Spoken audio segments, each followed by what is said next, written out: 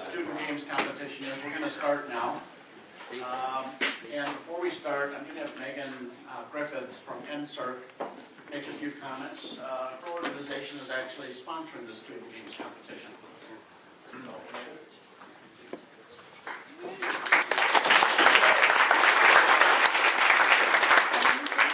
I work for NSERC based out of the Vancouver office, and our mandate is to foster relationships and research collaboration between academic and industrial communities. So this is exactly the type of event that we want to be involved in, that provides an opportunity for students to have access to industry reps, but also for industry reps to see what kind of talent is out there in BC. So awesome, great to see there's such a good turnout, great participation, and congratulations to the 4 finalist teams. And while I'm here, and before I get into the beer, I wanted to just to mention an NSERC opportunity that maybe you're not aware of, and that is one called the Industrial Undergraduate Student Research Award.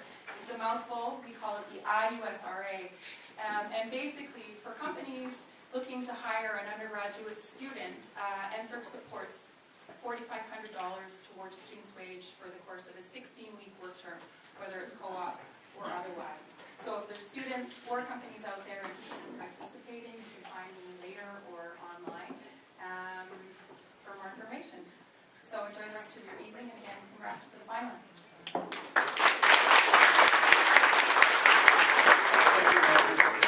DigiBC really appreciates the support of NSERC. One of our objectives is to encourage collaboration with universities, and so this is one of the initiatives that we're participating in. We have 4 teams here today. One of the teams is actually a high school team, if you can believe that, from Argyle.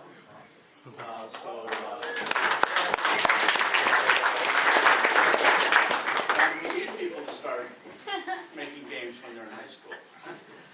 So we have a team called Daisy, Azure, National Mech League, and Unboxed. And we have 4 distinguished judges here with loads of experience. Simon Cowell, you want to stand up? We have Ian Brashear from Roadhouse Interactive. If you want to stand.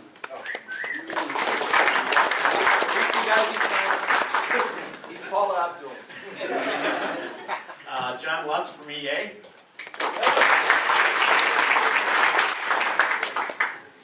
Tony Lamb from Vantage Capital. If you need money for your game, you think it's good, you might want to give him a call. And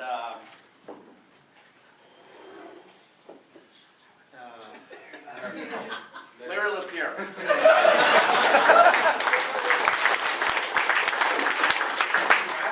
Yeah, just want to give you time to introduce.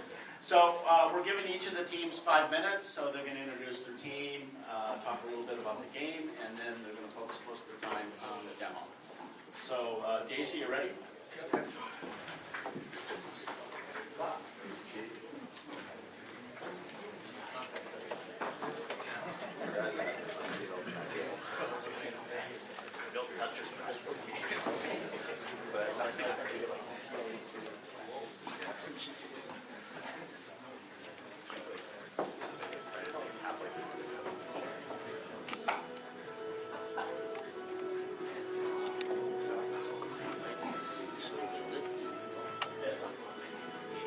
Thank you, Howard. Hello, everyone. Thanks for joining us this evening. I'm Raul, gameplay, sound designer, and the project manager of Daisy. Daisy is a storytelling gesture-based game for the iPad, and it's about a ballerina. It was built in Unity 3D for the iPad. We're happy to present you Daisy. Once upon a time, there was a little girl called Daisy. She loved to dance. And now you might be wondering why these 4 guys here decided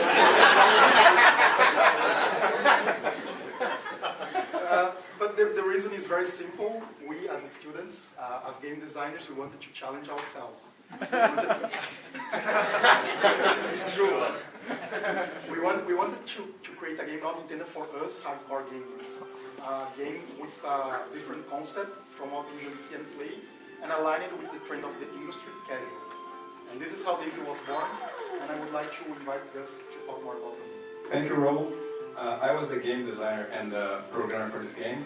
And right at the start, we were faced with a tremendous amount of challenges, especially because when we said we wanted to do a mobile game, first thing people asked us was, why? It's hard. No one does that here at school. So, with that sort of cautionary tale in mind, we decided to keep our scope very small from the beginning and work with something very simple, which is our gesture mechanic, and work with that in making it go up. Because of that, we were able to get our main mechanic prototyped and working on pre-production, and we had it working even on device. Now, I know it's kind of hard to demo a gesture-based game on the screen because you can't really see what Agnish is doing. I have a small aid here, but I still cannot reach up there. It's a little bit difficult.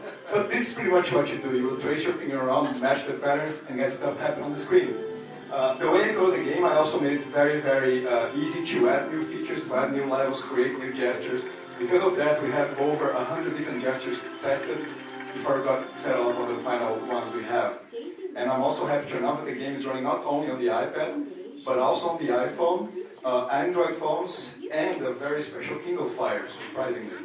Now I'm going to pass it up to Hirat so he can talk more about the art. So from the very beginning, we decided that the game would have a hybrid art style, where our main character would be in 3D and everything else would be in 2D. One of the reasons we made this decision was that we wanted to make sure that the game would run on almost all the mobile platforms of the current generation. Also, the idea was using a 3D character, we could implement mocap, which turned out to be the biggest challenge for a game.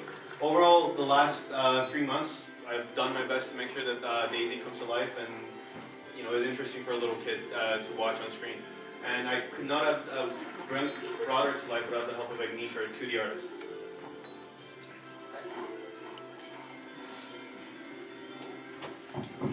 Yeah. Hi, my name is Agnish, and I was in charge of the 2D art, UI, and the texture for Daisy.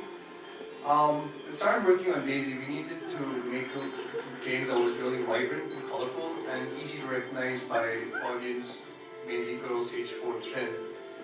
So when we started working on Daisy, we wanted to make full use of the mobile platforms displays, like the iPad's Retina display and many of the OLED displays that are used right now. So using really colorful props was a major part of making the game. And another important part of making the game was the UI. We needed to make a UI which was simple and easy to use by kids of all age groups, and they didn't need any parental guidance to use it. And as a special surprise, we also put in a dress-up game for girls, just to pimp out Daisy before she starts dancing. But yeah, it was a great experience working on this game. And it wouldn't be this much fun if it wasn't for audio, and that's where Raul comes in. When we designed the music for Daisy, we took a lot of inspiration from Disney animated movies. We want to give the player, to create a bond between the player and the story.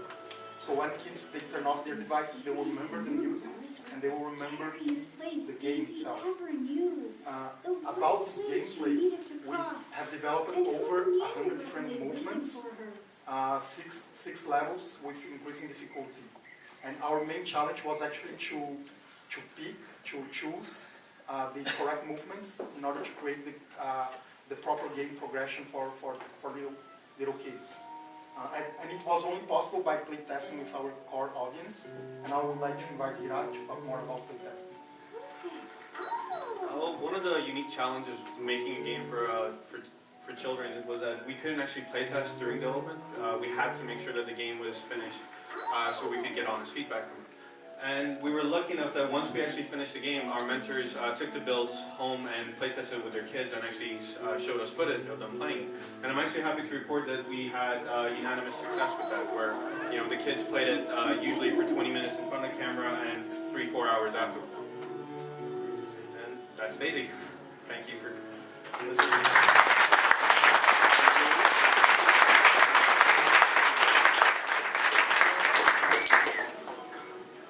Thank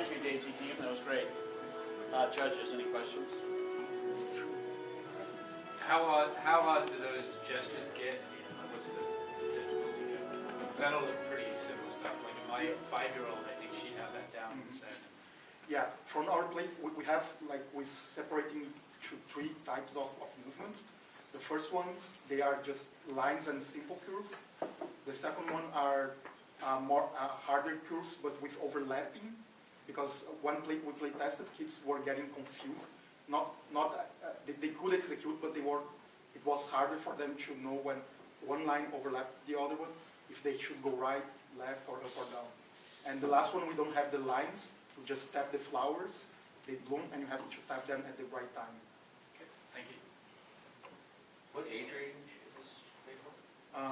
Young girls, ages 5 to 10. Any other Okay. question? All right, well, thanks. Thank you very much.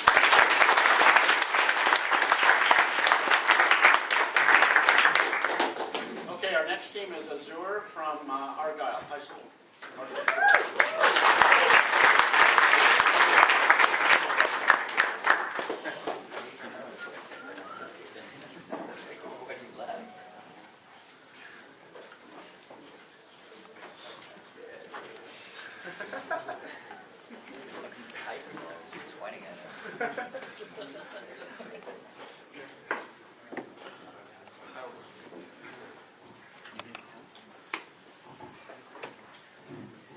It's on. Okay, cool.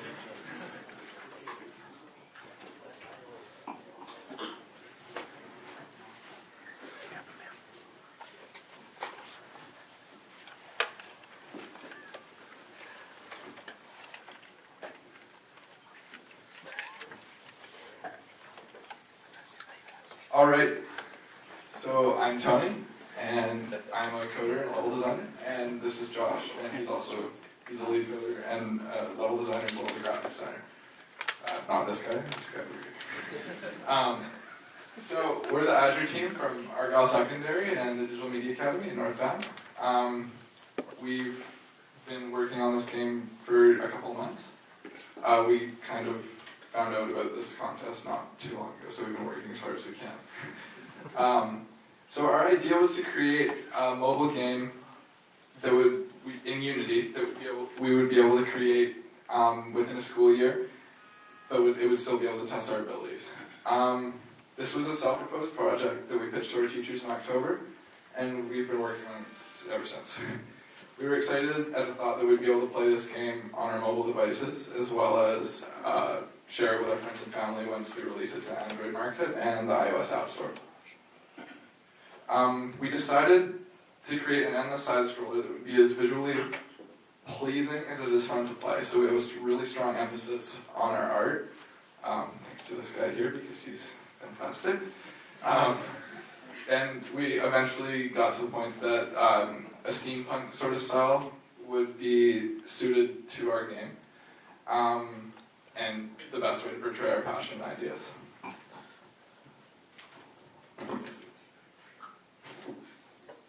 So what is Azure? In steampunk, one of the main concepts is that everything around you in the universe runs on Steam. We opted to put an original spin on this old idea and decided that everything in our game would run on this blue liquid we named Azure. Our game is a platformer in which you must keep running on these platforms and stay inside the camera in order to survive. And one of the things that makes our game unique is you also have to collect this Azure in order to stay alive. Okay, so we also have Kelvin and Sterling here. Just want to do a little spiel about our modeling, rigging, and animation. Yeah, so I'm Kelvin. I did the modeling and animation for our game, and Sterling, who did the rigging, texturing, and some of the modeling. So one of the problems we ran into right away was workflow. We had never really actually made a game where we actually started from concept art and was able to actually put it in the engine. We had to use placeholder or other objects. So we had to learn that very fast, and because of the competition, we didn't really realize what we were getting into. And so we had to learn how to model it, and then how to make it compatible with the rig, and then that rig compatible with the animations, and then the whole thing would be able to be textured and then put into the engine, which took longer than we thought it would. So, and then another one of the problems was we had to make sure it could run on a mobile device. So we had to reduce the poly count, for instance, and do other, to get it ready for mobile devices. So, something else we had to do. Everything that you guys are going to see here is work in progress. The animations and the models are work in progress, unfortunately. We could not get them as done as we would like to, but everything is. We want more. We're gonna add multiple characters, possibly unlocks, and other animations, as well as polishing everything that we have so far. So I'm gonna hand it over to Jordan, and he's got art. Hi, I'm Jordan, and I'm in charge of the art assets for our game Azure. So most of our graphics were created, this is going to be playing a demo while I talk. So most of our art assets were created in Photoshop as well as in vectors and Illustrator.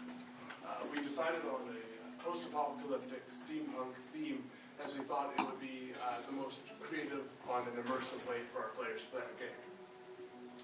So at this point, most of our assets are stand-ins, and as we go forward, we are planning to make it both richer and more varied. So I'm going to turn it over to Tony to wrap up.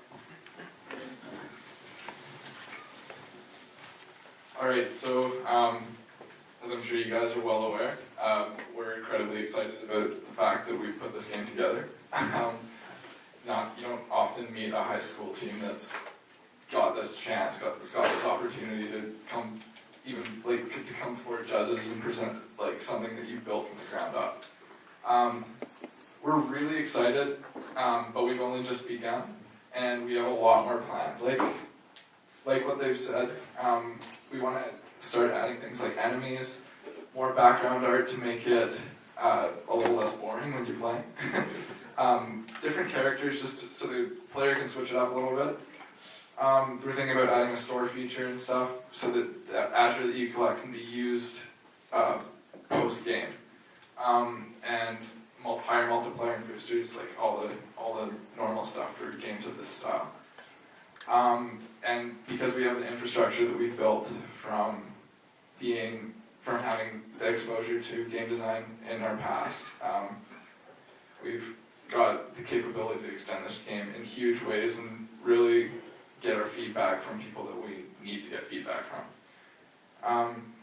So that's more or less it. We do have a little bit of a promo vid that Josh has whipped up that we really wanted to show you guys. So, yeah, just take a peek.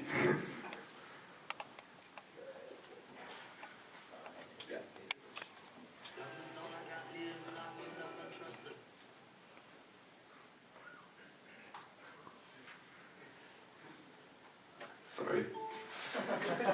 Love will come down to earth and save us all. Love is all I got. I can't live with everything I've lost because love will come to save us all. So save us. Wake your soul with love in the morning. Feed your soul with love till the evening. Expand your soul with love on the weekend. Cause love is all I got. Wake your soul with love in the morning. Feed your soul with love in the evening. Expand your soul with love on the weekend. Cause love is all I got. My darling, I can give you what you want if what you want is love. Darling, I can give you what you want is love. So save us.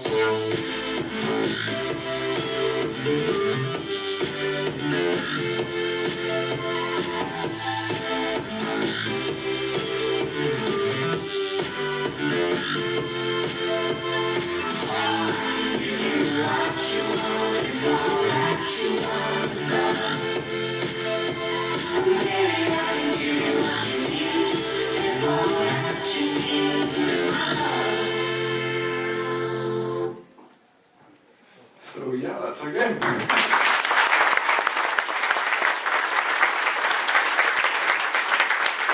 Any questions or anything? No?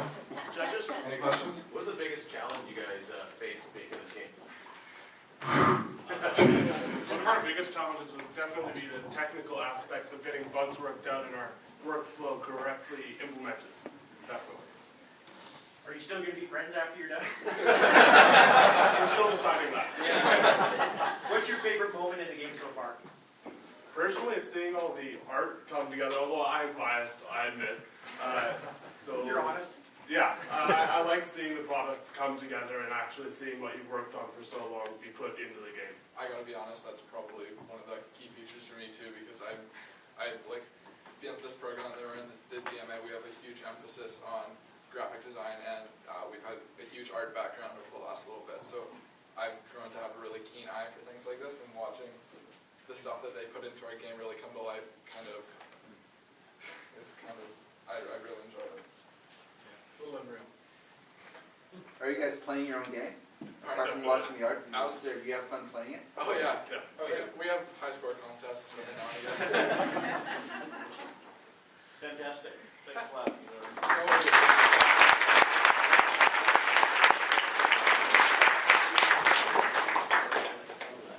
I really love seeing development going on in high school. It's fantastic. So next we have National Mech League.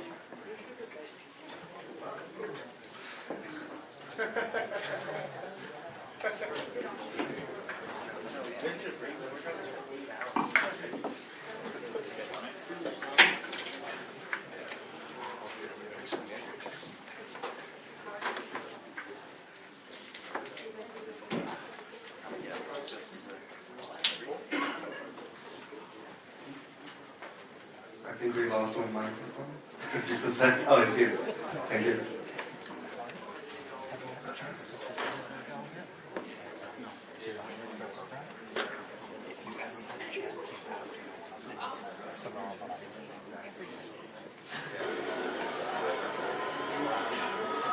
Hello everyone, thanks for coming.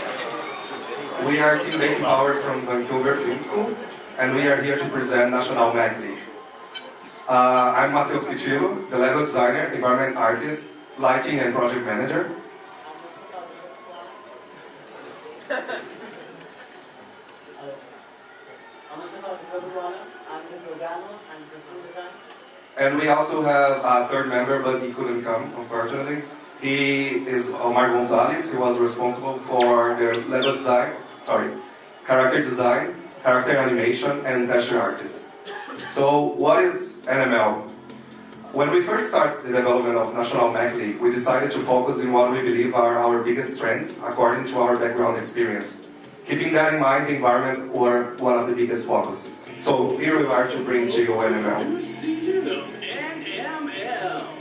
Mech SPM, the board where mech sports are more than a game. National Mech League is a parody of what we believe will be the sports in the future. It's sports, meeting mechs, while they need to fight against a wave of enemy robots in a league arena that flies over the city.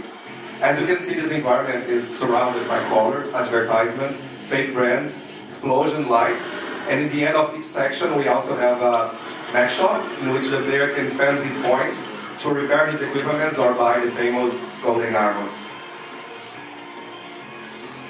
Copy AV security systems keeps you safe. We wanted the player to feel as one of the newest participants of this league. So each one of the sections features a different type of fake brands that relates directly with the mission of it. So this is the other point that I will talk right now, is the level design part.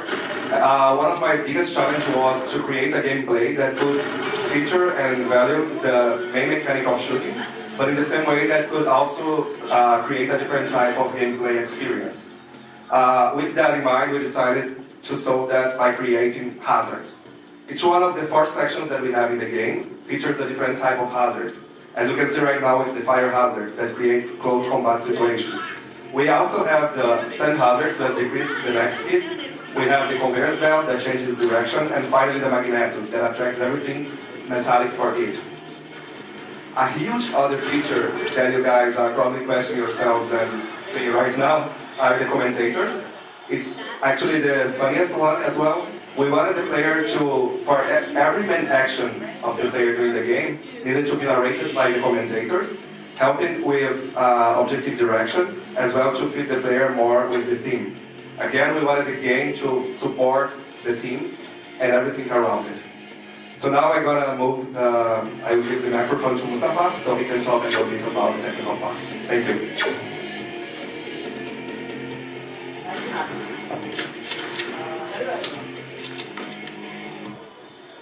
Do you feel like taking off to an exotic tropical island? Lisa, But we're running a national Mech league. I'm telling you. Check out Tropicosa Airlines. We put a great deal of efforts in building 4 different AIs for our games. We always had 3 key concepts to create a fun gameplay: positioning, shooting, and choice. To make our AIs interesting, we program them to be complementary to each other. For example, the Swarmer tracks the player in large numbers, while the Beebot stalks the player from a distance. This creates an interesting situation for the player to solve. We gave the player with 3 weapons with distinct strengths and weaknesses, according to positioning and enemy type. For example, the shotgun has powerful damage, but a short range, which will decimate small group of enemies like the Swarmer, while the revolver is best suited for high hit on enemies like the Wormer. And the good old Gatling gun is a versatile all-round weapon. And speaking about synergy between gameplay and team, we added combo time.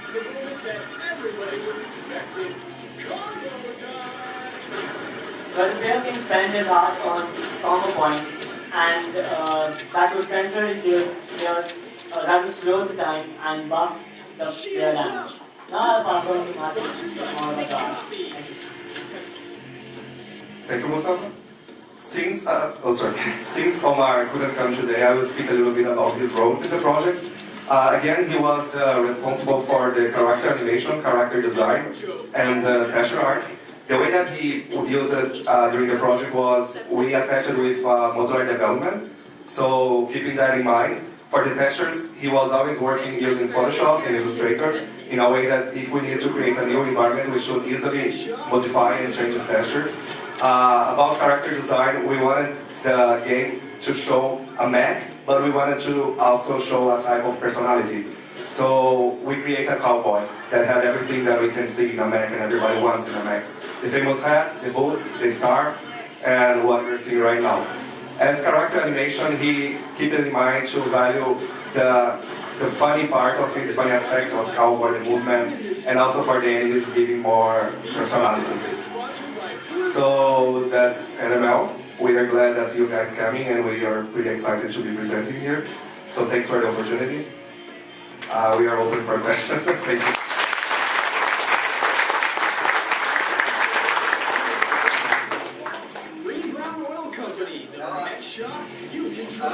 How happy are you with the camera gun?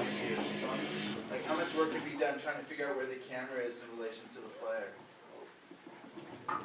I think, do you want to? Let's start. We can share this question, this answer. In fact, we started, the first concern was about the environment. We wanted to value the environment with so many enemies in screen. So we did a lot of different trials, right, on it. And the way that we decided by that, I think is more about the distance of it. So I think I kind of lost your question. No, I'm just curious because there's the character itself, there's different ways you could look at it. There's opportunity. It feels like the camera is just welded right to the character as he moves. Have you done any experimentation with elasticity or anything along those lines? Oh, I think that the first priority was he's always in the center. We wanted to keep him in the center. Any questions? So that would be better, his answer. Yeah, there was an elasticity, but very minor, where the camera moves slowly towards the character rather than just instantly going towards following the character. And yes, there are situations in the game where the camera just goes away by giving the player more room of showing what's around him and how the situation or the enemies and how he's supposed to react. And some places where we want to show off the environment, the camera tilts towards the player and the direction of showing the environment. So we've tried that way, and that's the only way. Yeah. That was similar to my thought. I wrote down, I want to see his face every once in a while. You talk about the personality, like when you burn that stuff up, what does he look like? How's he reacting? Yeah, I mean, it's a fairly straightforward game mechanic. And I think that if you had some sort of additional presentation layer, and you can do a lot with the camera, that you might feel a little bit closer relationship with the character. Yeah. Thanks for the feedback. I think you guys done a great job in terms of like update to like a Smash TV type game.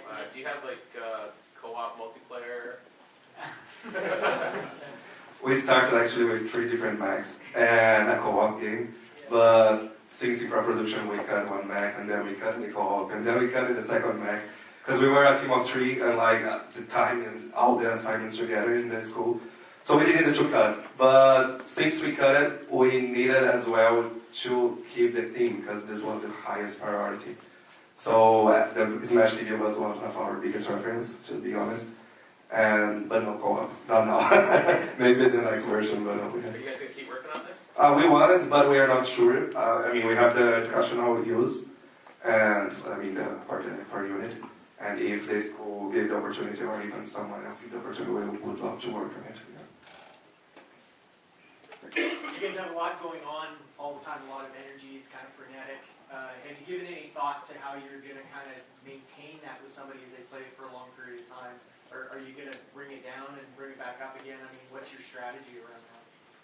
I think when we started the production at school, at Vancouver Film School, the instructors tell us that we have like 5 minutes. So we need to try to show everything in this 5 minutes. It's like the time that we have here. So the way that we worked around that was we need to show all those features and the same way to polish as high as we can. But I think the way that we planned the game was more around those 5 minutes. But probably if you had different kind of levels, more floors and other situations, we could vary on the kind of enemies and even in the quantity to try to make a little bit messy for some environments. But I think the way that we vary more is with the hazards and the situations that the hazard creates, different type of combat situations. Yeah. Thank you very much.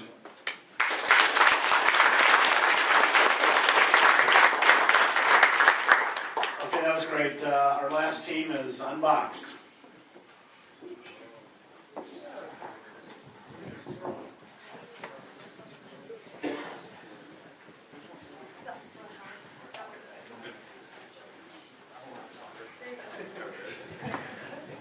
Thank you. Good evening, ladies and gentlemen. We are Team Punk, and we are here to present you Unboxed. My name is Pablo. I am the 2D artist and project manager. Hello, I'm Sid. I'm the programmer.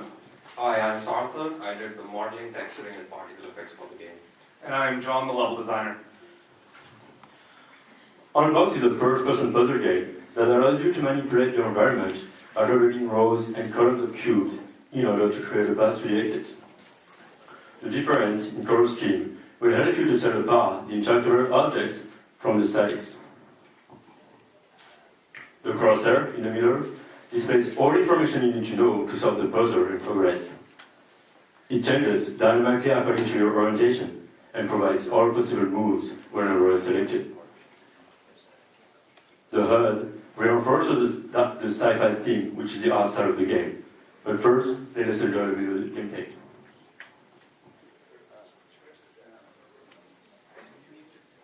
We apologize for the lack of sound. We're working on that.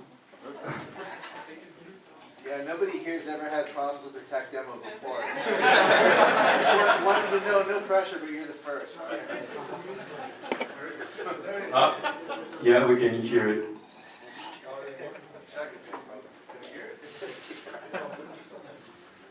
Oh, there we go.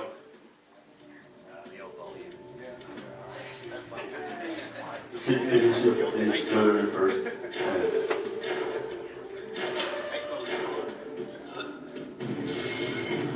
And I'll pass it on to Sarthar to talk about the art.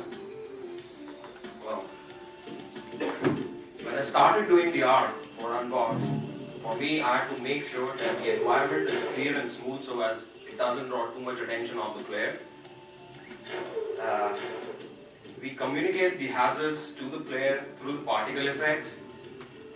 At all moment, I wanted that the player's focus should be on the puzzle itself. I really enjoyed doing the particle effects for this game. You see the red cubes you see right now, they are the fire cubes. They burn anything adjacent to it on all the 6 sides. So if you stand next to it, you will burn.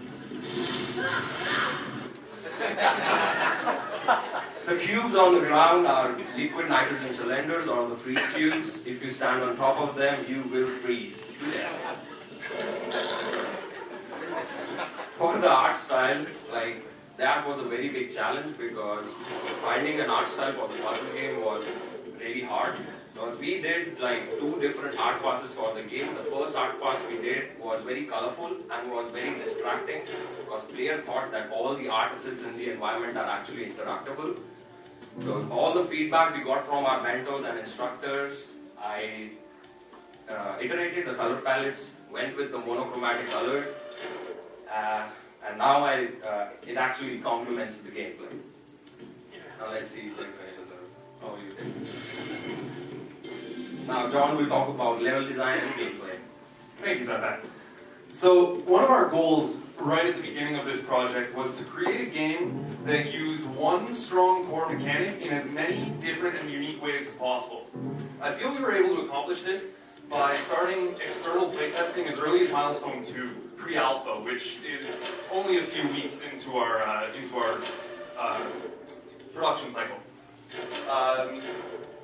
So this not only allowed us to test the mechanics of the game, it also allowed us to test the difficulty of the levels and place them in a proper order to challenge the player without frustrating them. Now, we're all very happy to say that all mechanics and features are introduced to the player over the course of 12 levels at a steady pace. And to talk about those mechanics, I'll hand off to Sid. Thanks, John. Working on Unboxed was a unique such challenging experience for me. Like John mentioned before, we decided to use the same mechanic in multiple different ways. And as you can see, the laser on the screen can be reflected off of mirrors, and the mirrors can be used by the same way you use with the rest of the world. And that's also a part of the puzzle.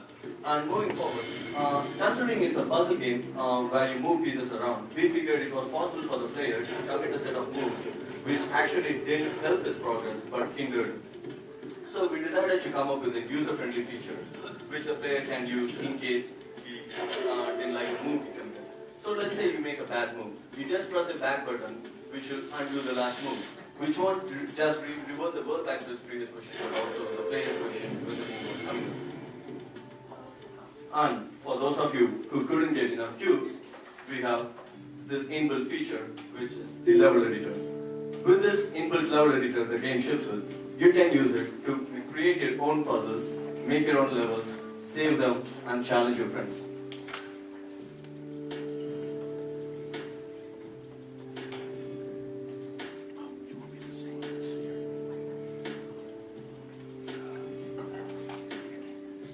So if you like the level and you think it's intuitive enough, you hit play and you play.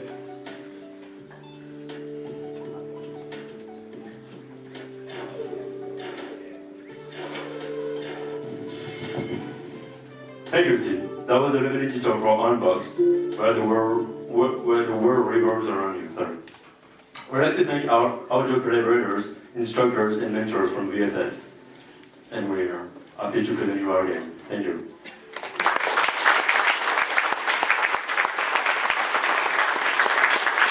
And now we are ready to answer your questions.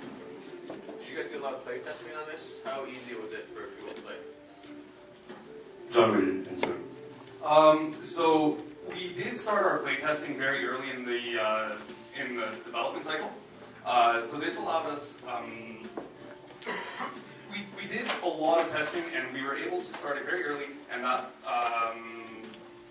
So John, not testing you guys, Sorry. like other people. Oh yeah, other people. Yeah, absolutely. We started external playtesting. So you found it pretty easy to play? Yeah, there were some issues, and it really let us smooth out the learning curve. And although the learning curve is compressed over 12 levels, it is a very solid learning curve. So players are getting comfortable with mechanics before using them in a dangerous situation.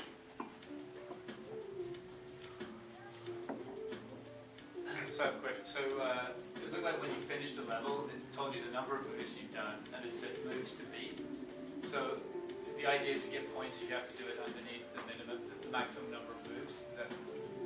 Basically, I can answer that. Basically, we have a score system kind of thing that allows you as a player to, if you want to replay the game, to beat the previous score in order to beat that level in the less amount of moves as possible. So the amount of moves that is displayed in the bottom of the screen is the less required number of moves to complete that level. So what my question though is why did you choose moves instead of time?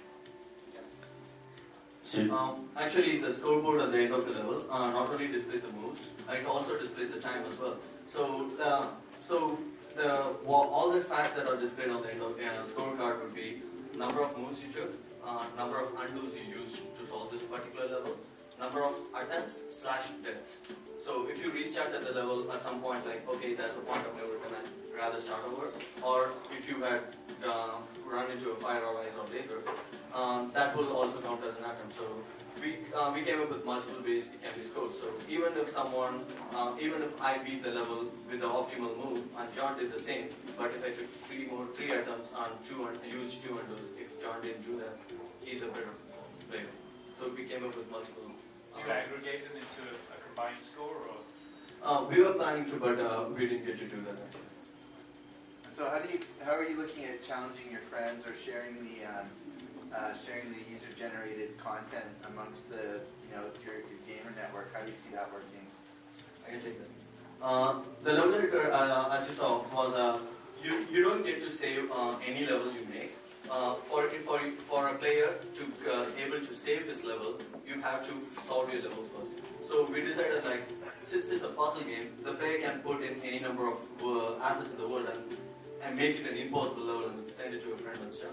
So you can't do that. So if you want to save your level, you have to first solve the level first. Then when you save it, the saved level will appear on a folder where the exe file is. There will be a folder called custom levels, and there will be a saved level file. And you can just check the file, email it to your friend, and that friend, if he wants to load the level, you just, from the main menu, you just go to an option. That is an option called load level, which will display the available levels in that folder. But if you go in there, it will display there are no levels to load right now. Yeah, I'd encourage you to make that as easy to do as possible, because I think you really, that part of it, of being able to build something, prove it out yourself, and then challenge a friend is a pretty compelling offering. So I remove the barriers to entry from you doing that and make that accessible. I think that would be a cool thing to do. Yeah, we thought of it like level editor wasn't even in our initial design per se. It was a feature we were like, huh. Yeah, well, SimCity started out as a level editor for another game. Exactly, like, the level editor wasn't even in plan. It was like way after M2 where we like, how about if we had a level editor? And we were like, huh, sure. Anyway, we need to wrap up now. Thanks a lot. Thank you. Thank you so much.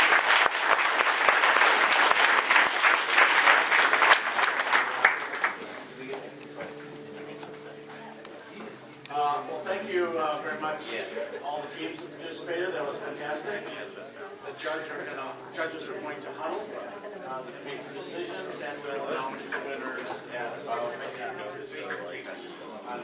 what time will we announce the winners? 8:45. Thanks a lot.